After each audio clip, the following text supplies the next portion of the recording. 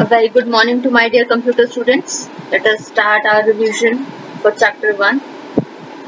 So beta, chapter 1 is about the Python revision 2.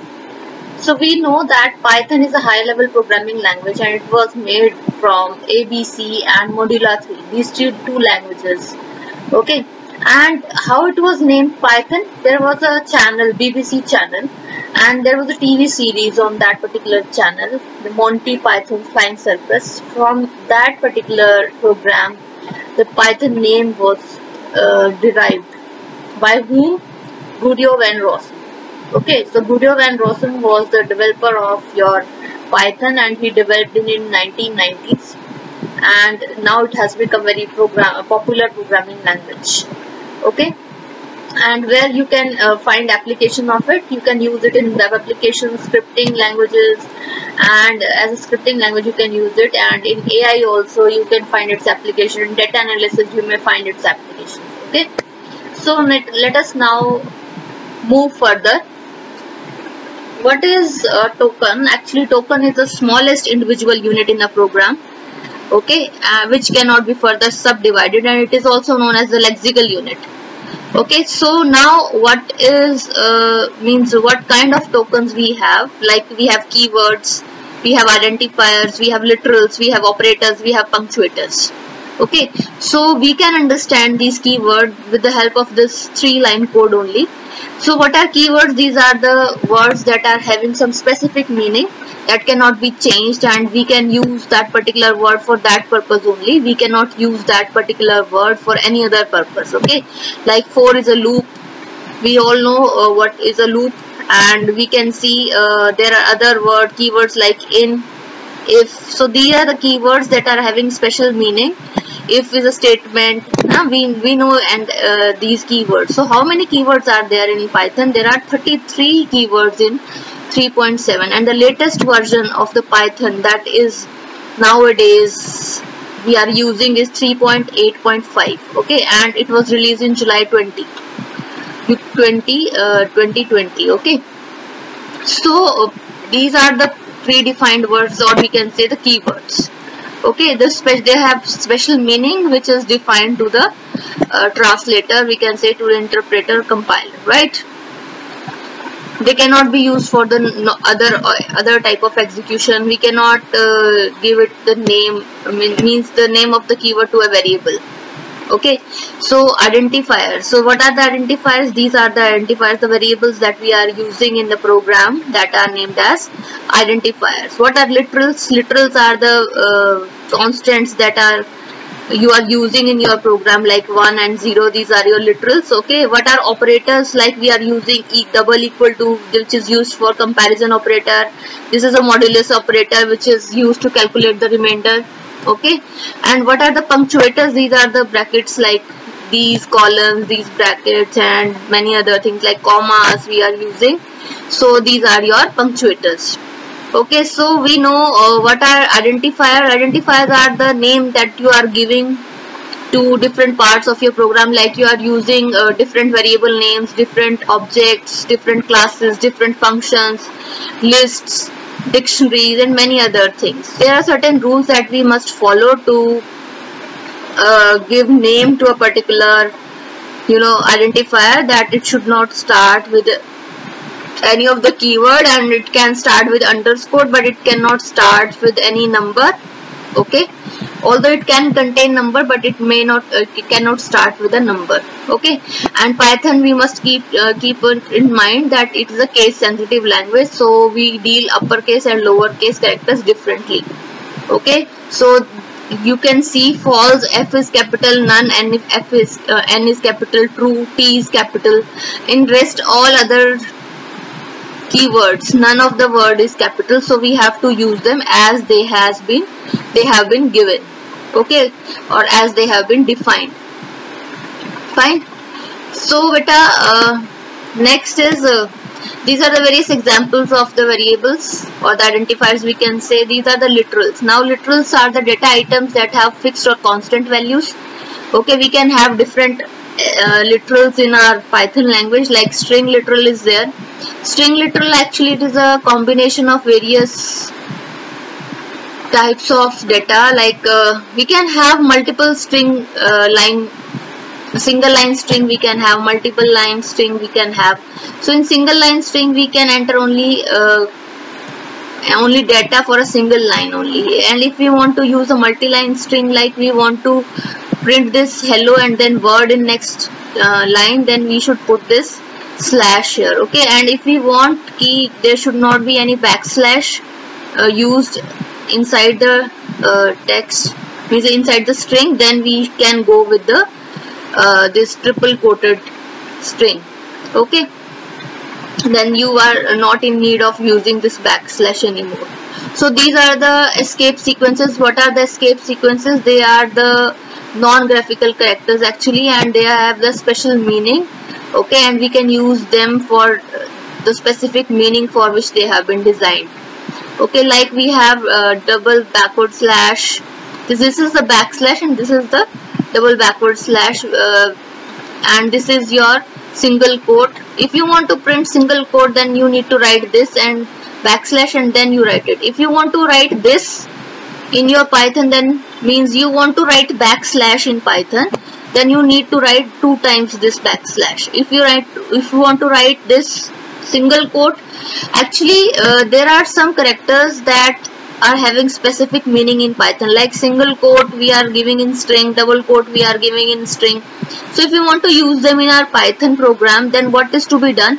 If you want to get printed the backslash in your Python program, then you need to put these 2 backslashes. If you want to get printed this single quote, then you need to write backslash then single quote. If you want to get printed this double quotes, then you need to put backslash and then double quotes. Okay, and what is the function of slash a? It will give you the bell sound. Okay, so if you'll write print backslash a, then it will give you beep sound. And slash b is to move the cursor 1 step backward. Fine. So I have taken an example that Surya slash B Dev. Okay, so if I am writing Surya and then I am putting backslash, so it will move, once it will print Surya and then it will move 1 step backward. So it will be at, after writing Surya, the cursor will be here, right? So but when it sees the backslash, it will come back to A. Right, then you are saying to print Dev, so A will be overwritten, so Surya Dev will be written. Okay, output you will get Surya Dev. Okay, and if this is for the for formatting strings, we are using slash f. Okay, slash n we are using for the new line characters, and slash capital N we are using for the Unicodes, and these are the special codes. What do you mean by Unicode? You can read the definition from here. I have written it is a computing industry standard for consistent encoding, representation and handling of text in most of the words. Means it is a coded format in which you can do encoding. Encoding, you know, when you want to make something unreadable for your reader, like encoding and decoding we have discussed earlier also. Encoding is to make the text encrypted, means we don't want anybody to read the text that we are writing. Okay, so that is why we are using encoding, and vice versa we should use decoding, like WhatsApp uses encoding and decoding. So for that reason, so slash r is basically used to return to the beginning of the line, like we want to get Surya hum print karana cha rahe the, and then we have written backslash r, so it will take the cursor, see it will write Surya and the cursor will blink here. So when it will see slash r, it will take the cursor back to S, and then it will write div. So div. Okay, sur will be replaced by div, ya will be as it is, so output will be Divya. Okay, so slash r is taking the cursor to the beginning of the line. So Surya, the cursor was here, it will come here by using the slash r, and slash b will take 1 step backward. Okay, I hope the difference between slash b and slash r is clear. Slash t will give you a 5 spaces jump in horizontal tab. It will allow you to move This is basically a Unicode 16-bit hexadecimal code. This is again a Unicode but 32-bit hexadecimal code, and /V is for the vertical tab. This is for the horizontal tab, means it will allow you to move in horizontal direction, and this will allow you to move in the vertical direction. /O it is used for the octal value, and this one is for the hexadecimal value with HH notation, right? So next is your numerical literals. Numerical literals, they are basically classified as signed integers. Signed integers means that are having some sign before it, like positive, negative, because we have numbers that are positive or that are negative in numbers. So every positive or negative number will come in this category, signed integers. And we can write this integer literals in different forms like decimal form, octal form, and hexadecimal form. Next is your floating point literals, that are basically having a decimal point along with it. So we can express them in exponent form also. Next is your complex number literals, which are written in this a plus ij form. Okay, I is your imaginary number, right? And there are two parts of it, real part and the imaginary part. Okay. Next is your Boolean literals. Boolean literals will always give you values in terms of true and false. Okay. Then there are special literals none. So none is not having any value, means there is no value, not even zero. So absence of value is indicated by none literal. So we have read how many literals? First one was string literal. Second one is your numeric literal. Then we have read numeric literal. Inside that we have integer literals, and we have read the floating point literals. Then third is your Boolean literals, whose value is represented in terms of true and false, and then special literal none, which is indicating the absence of values. Now what are operators? Operators, they are of different types, like plus, minus, divide, multiply. These all are known as operators. So we can classify operators in different categories. One is your arithmetic operators, bitwise operators, shift operators, identity operators, is and is not areas identity operators, relational operator, which tell the relation between the two, a is less than b, b is less than c, right?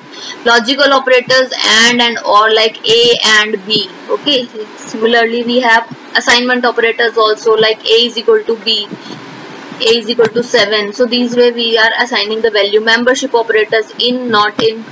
Okay. And arithmetic assignment operators are these types of operators. Fine. So we have different types of operators. We must know the names of the operators and what operators are there inside it. So membership operators, in and not in. Identity operators, is and is not. Okay. And arithmetic assignment operators, divide, equal to, plus, equal to. Actually it is just equal to, like we write a is equals to a plus 1. Okay. So how we can write it? This way. A plus equal to 1. So it means what? A is equal to a plus 1. Okay. It is just equivalent to that. This is your floor operator. Okay. When we put these types of forward slashes 2 times, this is your floor operator. This you will read in your mathematical functions also. What are punctuators? Punctuators are the symbols that are used in your programming language to organize the sentences, okay, and structures, and to indicate the rhythm and emphasizing the expression, statements, and program structures. We are using these types of punctuators in our programming language just to give it a proper emphasis on the expression and the statement, right? Okay, next is your structure of your program. So firstly, these are the comments only. Okay, they will not be read by the interpreter, they will be ignored. Firstly, you will find the function definitions. Then we will have the starting or main part of the program. Then you will use the variables or expressions, we can say statements, you will find like this. Then you can have if-else statements. You can have, notice the indentation, which is just indicating that this part is comprised in if statement only, means this print statement is a part of if only. So this indentation is very much essential. Okay, in other programming languages we are using curly brackets to indicate the area inside a particular statement. So print is a part of if and this print is a part of else. So just by indentation we are knowing this, that this particular sentence or this particular statement belongs to this else. Okay, what are these? These are our punctuators. Okay, then these are the functions. So function call, when it comes, it will take you to the function definition. So here you can have your function definition of the function call. So function definition, then your main part will begin, then you can have the statements, and then you can have if statements, you can have expressions, you can have your function calls. Fine. So this is your body of the Python program. Next is variable and assignment. So variables are basically your storage locations that are storing the values that you are assigning. Like we are writing student is equal to Jacob, so this value is being holded by the variable student, and similarly 16 value is being held by this age variable. Okay, so when you are writing student is equal to this, so this happens inside the computer memory. So student is means it is pointing to a particular memory location where it has been stored. Next is your dynamic typing. The Python means supports this dynamic typing. Dynamic typing means that wherever you are changing the value of a particular variable, it automatically accepts it. Like initially you said x is equals to 10, so x is of integer type and it has been storing value at a particular location for x as 10, right? So once you said x is equals to hello world, so it will now point to a new location and there it will store hello world inside it, right? A variable pointing to a value of the certain type can be made to point to a variable, a value or an object of different type. Okay, the variable initially it was pointing to a numerical type value, now it is pointing to a string type value. So this is dynamic typing, so it is acceptable in your Python. Fine. Now it is pointing to different type of value, right? So initially it was pointing to this, now it is not pointing to this, it is pointing to this. Fine. So this is dynamic typing. What is static typing? In that the data type is attached to a variable that is not when it is defined first. Okay, in other programming languages what we are doing, we are initializing the value of, like I'll say ki int x. So it means what ki x variable is going to store a value of integer type only. So here we have changed the data type of the variable very easily. In Python it is possible, but in other case we need to change this declaration first, then we can change it. In Python it is very easy. So Python supports dynamic typing and it is not creating any problem if we are doing it, right? So in static typing it is fixed. The data type we are declaring initially and that is fixed, and if we want to change it then we need to change the data type. So in Python we can do this type of assignments of assigning the same value to multiple variables, like a, b, c is given value 10 in the one statement only. It is very easy in Python. Okay, and then assigning multiple values to multiple variables, like initially you were giving the same value to different variables, now you are giving different values to different variables. So here x will have 10, y will have 20, z will have 30. Okay, so it's very easy to do swapping.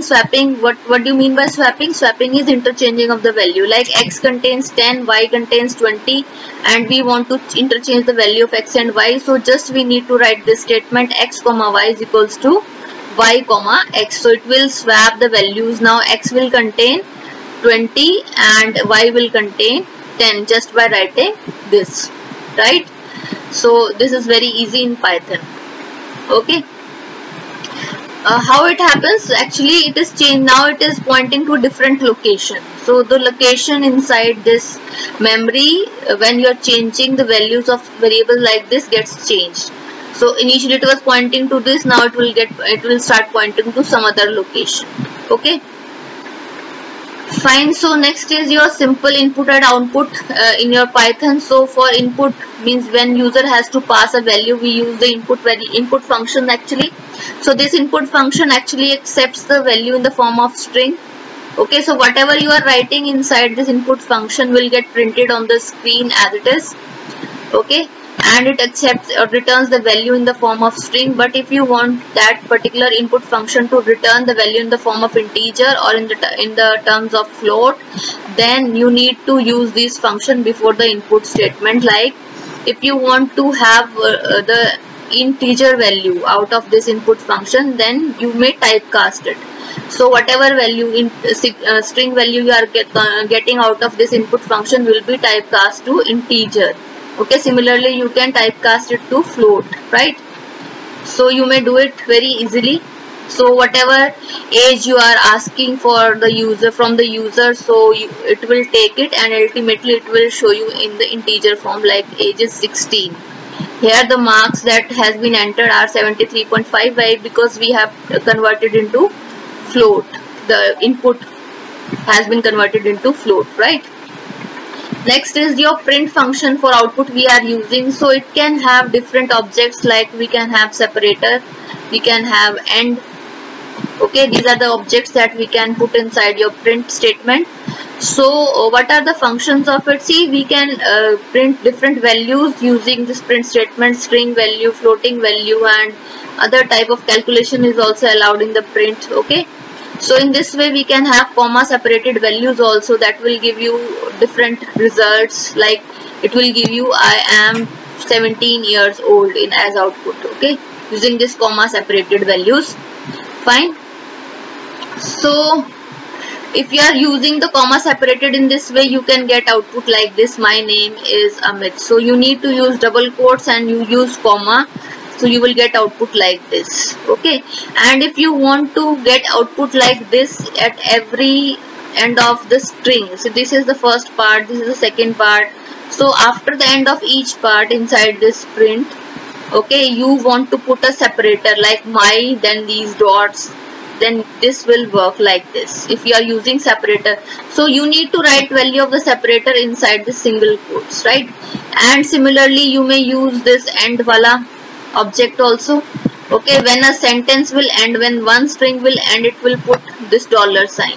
You can see in output, my name is Amit, dollar, I am 16 years old. So you are getting this as the end notation in after the first. At last you will not get it. Okay, in between how many you are using, so that you will get. So because in this, but after this particular string we have given this end argument, so we can have it in the output also. This is a very simple program to print cube of the three numbers, right? A cube of a number actually. So we are taking a float type number. Okay, and then we are multiplying it for the 3 times, so we'll get a cube. Fine.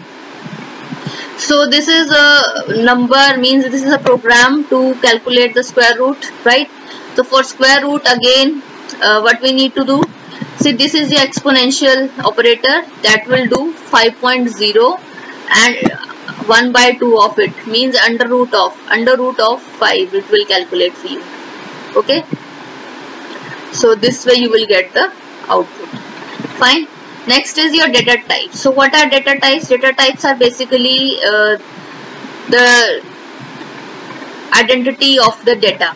Okay, see what type of data we are going to store, it will be indicated by the data type only. So we have different data type, like integer data type. In integer we have two parts, integer signed and booleans, that give you value in terms of true and false. Okay, we have your floating data types also, floating point and complex numbers also. So in integer we have signed number. Signed number means it will give you sign before the number value, like we are writing 7, it means plus 7. Okay, if we write -7, then it is unary minus. Okay, so booleans will give you output in the form of true and false. Floating point is also acceptable, and up to how many decimals you can give value, like 1.3.2, so up to 15 precision. Okay, you can add 15 digits after the decimal point. So this is allowed in Python only. Fine. Complex numbers also are allowed in Python. Like if you want to represent number like this, complex number, that is having two parts. One is a real part, yani A. Okay, A is your real part and B is your imaginary part. So this type of numbers are also represented in Python, complex numbers. So we have different data types. We have read, integers, floating points, and complex. Okay, fine. So now the data types for strings. These were for numbers only. So these are the data types for numbers: integer, booleans, floating points, and complex. So these are for numbers. Numbers can be represented in different ways in Python. Now how the strings can be represented? We can have anything inside the string. Okay, string can hold different types of data, like it can have letters, numbers, special characters also. So there is no restriction. So when we are using a string, we should use different types of indexes. Means these indexes will be there till length minus 1 it will be, and we can refer to an string in a backward direction also. Okay, other data type is your list. Okay, so list is a group of comma separated values, and it can hold any data type inside it, and we always use square brackets to represent a list. So we can have list of this, numbers, vowels, and we may have mixed data types inside this list. Okay, so they are also represented by the indexes, like the first element will be represented with the index 0. What will be the index of it? It will be 1, 2, 3, and so on, right? Tuples are the comma separated values, right? Again it's the same, but this time we are not using the square brackets, we are using the parentheses. So you can see again the same concept, but what is the difference between a list and a tuple? That the values inside the list are mutable, means we can change the values. Like this one is how it will be read out. This is like a list name is A. Okay, so A0 is 1 in this case. Okay, A1 is 2 in this case. So if I want to change the value, so A1 is 2, but I want to make it 4. So if I write A1 4, so it will make it 4. So we can change values inside the list, it is allowed. But in tuples, if you try to change, like this is the tuple P, okay, and this is P1. How do I know this is P1? Because index of it is 0, this is 1. So if I want to change the value of P1 as 4, I want to make it, so it is not possible. Why? Because the values in the tuple are immutable. Okay, secondly, they are represented by the parentheses and they are represented by the square brackets. So lists are mutable and they are represented with the square brackets.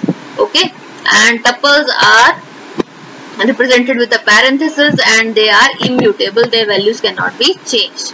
Next data type is your dictionaries. Okay, so dictionaries may we have the data in the form of key value pairs, and they are represented with the help of these curly brackets. Okay, so in this we can say the keys, these are the keys, the first one, and then after colon whatever we are writing are the values of these keys, right? So we have keys like A, E, I, O, U, and the values for these keys 1, 2, 3, 4, 5. Okay, so we can change the value of the key, we can change, but the key we cannot change. Okay, so we cannot change A, E. Once it has been given in the dictionary, it cannot be changed, but the value of that particular key can be changed. If you say vowels A, that it will give 1, and if I try to change it, like I make it 5, then it is also fine. Okay, so it will make it, instead of 1 it will make it 5. So that is allowed, but if I try to change this A as E or Z's, anything else, that is not allowed. And one more thing, they are unordered. Dictionary is an unordered set of comma separated values. Okay, so these were the data types. So we have numbers. In numbers we read integers, booleans, then floating points, complex. None is also a special data type which is showing the absence of any value. Sequences we have string, tuples, and list. And in mappings means unordered data, when we need to store, then we can go with dictionaries. So what is mutable? I told you mutable is that is changeable, and immutable is that cannot be changed, right? So immutable data types are integers, floats, numbers, booleans, strings, tuples. These are immutable data types because their value once you have given will be fixed, and if you are trying to change it, that will use another memory location. Let us take an example. So initially you see P is assigned 5 and Q is assigned P. Okay, yani Q is also having P in it, R is also having P in it. Okay, so it will be represented in memory like this. So P, Q, R, they are representing, indicating to or pointing to same value as P. But when you give these types of statements, so now what happens? They will start pointing to some other location. Now you are giving P is equals to 10. Now P will point to 10 and Q will point to R is 7, okay, and Q is also, R is also pointing to 7. So it will change the whole concept inside the memory. On the same location, you cannot change the data. Like you are trying to change value of P, Q, R, then it will change the whole internal arrangement. So we can say the values are not mutable on the same location. But when we talk about the mutability, that means on the same memory address we can change the value. Okay, so in lists, dictionaries and sets we can do the same without changing the, means they three are mutable and we can change the value at the same memory location in the Python. Okay, so if you try to change, like this is chk 1 is 40, oh sorry, actually it was 4. Now what he has given the command chk 1 is 40, so you will get the changed output like this. Why? Because lists, dictionaries and sets are mutable data types and these are immutable data types. Okay, fine. So expressions, what are expressions? Expression, they are the combinations of operators and literals and variables. Okay, so when we combine these three together, it form a expression. So we have different expression: arithmetic expression, logical expression, relational expression, and we can have string expressions also. Okay, so when we are doing solving the calculations like this, so we are using arithmetic calculation. So when we are comparing the variables using these symbols, then we are using relational.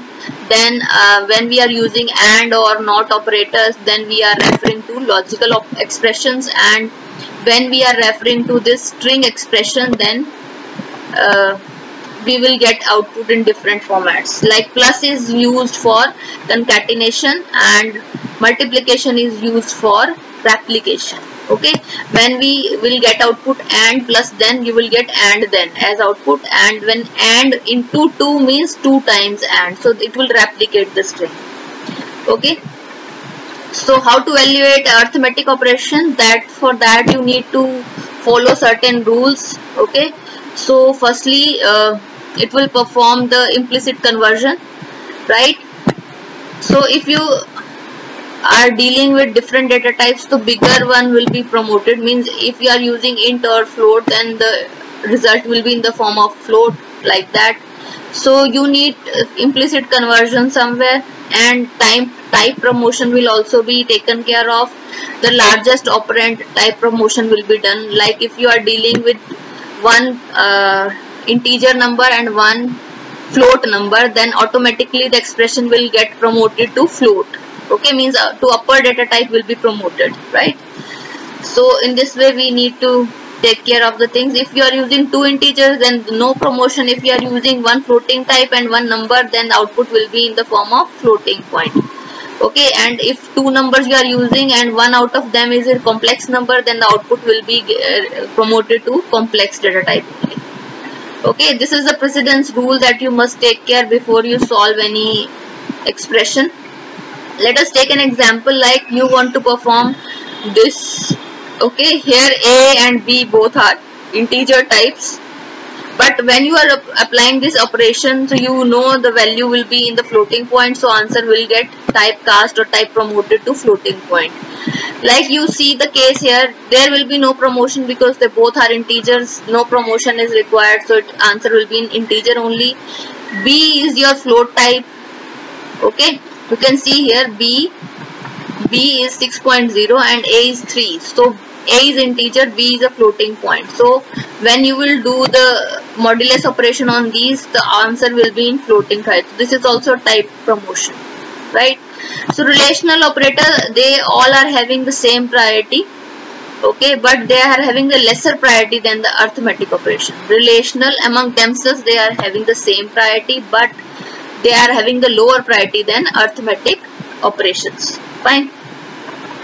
So we need to think of it internally, means Python deals it internally when you are giving this type of complex formula or the calculation to compiler, then it breaks it and writes it like this, okay, and solves it one by one. So logical expressions when you are giving, so priority order is this, okay.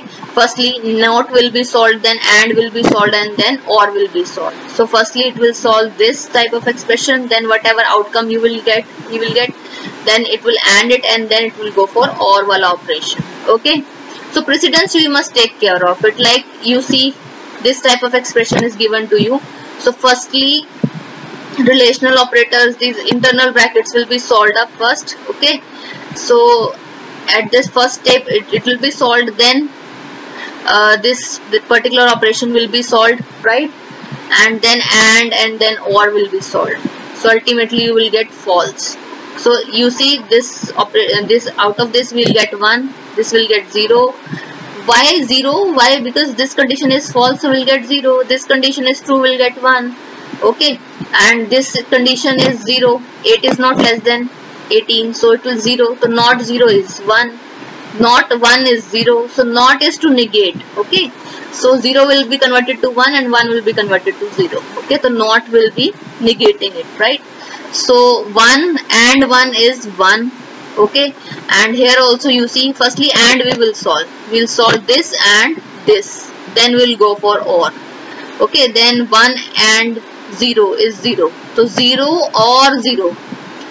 OR means addition sort of. So 0 is equals to, or 0 means it will be giving 0 only, so false, okay.